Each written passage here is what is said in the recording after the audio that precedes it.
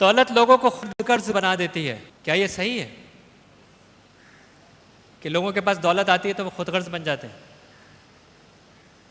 क्या ये ज़रूरी है? क्या दुनिया में ऐसी मिसालें मौजूद नहीं हैं? आपके अपने माशरे में ऐसी मिसालें मौजूद नहीं हैं जिनके पास बेइंतहा पैसा है, वो खुद गर्ज नहीं है, वो लोगों की मदद करते हैं, वो लोगों की खिदमत करते हैं। लॉ ऑफ अट्रैक्शन, कानून कशिश, जिसका आगे कुरान में भी मैं जो है ना जिक्र करूँगा, जो मैंने कहा अल्लाह ताला आपके गुमान के मुताबिक, you attract what you focus on. Energy काम करती है कि जहाँ फोकस करते हैं उसी को अट्रैक्ट करते हैं। हम जिसको अट्रैक्ट करते हैं, फोकस करते हैं, वो ही अट्रैक्ट करते हैं। मैं खुद गर्ज को फोकस करूंगा, मुझे खुद गर्ज ही मिलेंगे।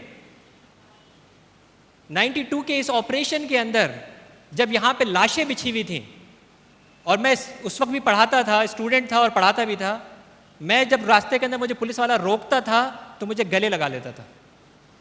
मैं लियाकताबाद नाज़ाबाद की बात कर रहा हूँ, क्योंकि मैं हमेशा फोकस करता हूँ कि मुझे अच्छे लोग मिलेंगे।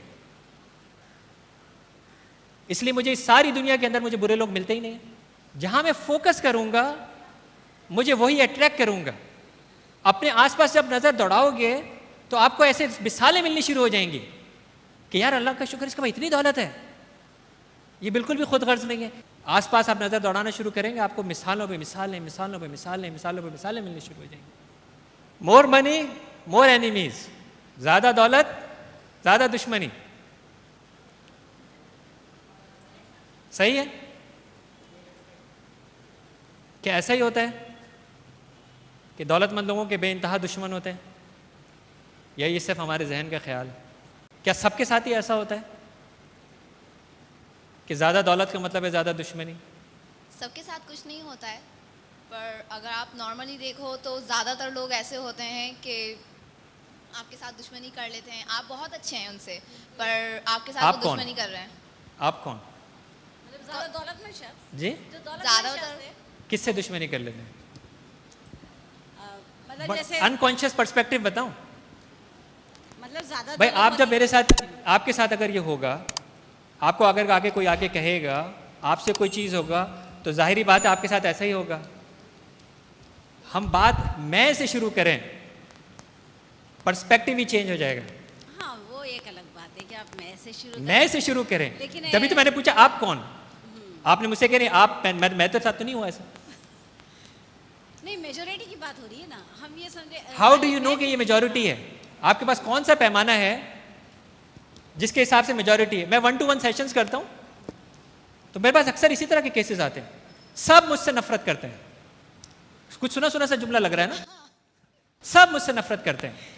मैंने पूछा बाराक ओबामा आपसे नफरत करता है? नहीं। अमिताभ बच्चन? नहीं। मैं? नहीं। पड़ोस में? नहीं। आखिर में पता लगता है कि सास से झगड़ा है। सब ऐसे करते हैं। This is called generalisation. This is called generalisation. आपने कहा ना, ऐसा ही होता है, सबके साथ ऐसा होता है। मुझे गिनवाना शुरू कर दें, अभी कितने लोग हैं जिनको आप जानती हैं जिनके साथ ऐसा हुआ है? 2 नहीं मिलेंगे। 2 नहीं मिलेंगे, गारंटीड कह रहा हूं।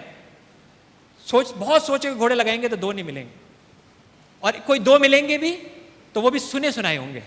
जब उनसे जाके पूछेंगे तो उनका फ्राई पैन छोटा होगा। मैं गरीब हूं क्योंकि मैं गरीब खानदान से हूं। जो गरीब खानदान से होते हैं वो गरीब रहते हैं सारी जिंदगी। हिलाल की कैंडीज खाते हैं आप लोग? हिलाल कैंडीज के ओनर जो हैं, हैदराबाद की बस के अंदर टॉफियां बेचते थे गले में। आज वो हिलाल कैंडीज है जिसने अच्छे अच्छों को यहां से भगा दिया। जोड़िया बाजार में एक छोटा सा ठिया होता था, वहां पे श्रीलंका से चाय मंगा के 2 पत्तियां मिक्स करके पुड़ियों में बेची जाती थी। आज उस चाय का नाम टेपाल है। जानते हैं आप लोग टेपाल को?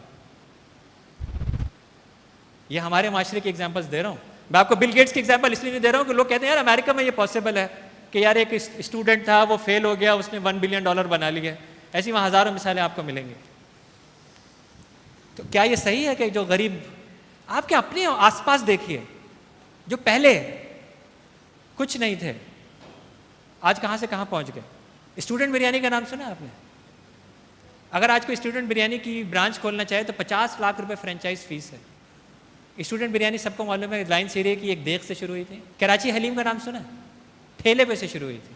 जो कारीगर हमारे पास पॉलिश करने के लिए आते थे, आज उनकी तारिक रोड पे दुकानें हैं और वो यूएसए में एक्सपोर्ट करते हैं। वो भी तो गरीब पैदा हुए थे।